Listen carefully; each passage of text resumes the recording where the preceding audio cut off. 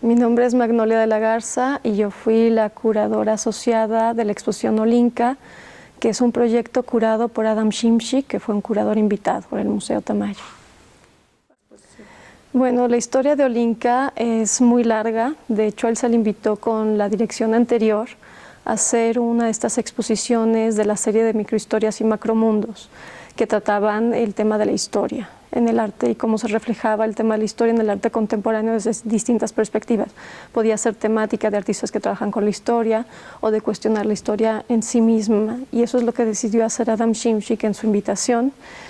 Claro que a lo largo del proyecto esto fue mutando en principio, porque además con una nueva dirección artística este ciclo de microhistoria se cierra,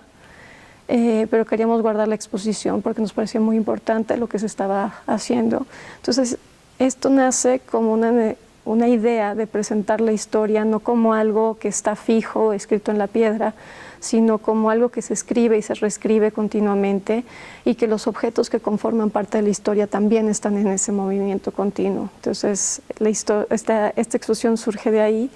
pero también tiene que ver específicamente con el Museo Tamayo, porque es una exposición primero concebida para este espacio, o sea, no es una cosa que se compró y se trajo, y segunda porque la propia historia del edificio, del emplazamiento en Chapultepec, juega un papel importante en soluciones, digamos, o en criterios curatoriales, o en la decisión de invitar a ciertos artistas y pedirles que desarrollen ciertas piezas. El público es un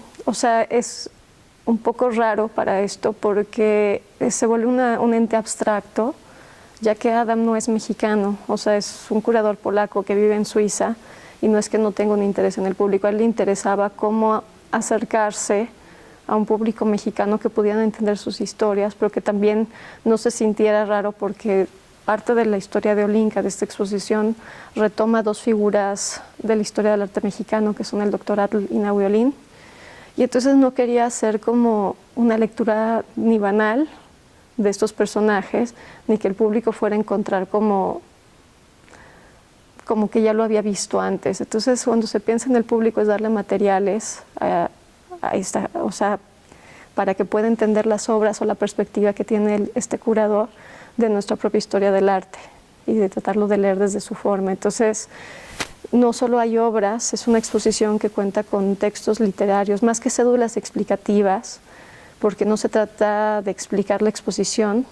sino de que el público pueda hacer sus propias lecturas, y entonces para ello se utilizan imágenes que vienen de la literatura. Entonces toda la exposición está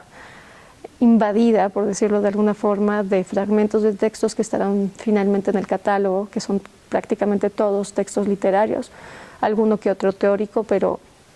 es muy, muy raro. Bueno, la finalidad era hablar de este problema de esta historia en continuo movimiento y de cómo las cosas se crean también,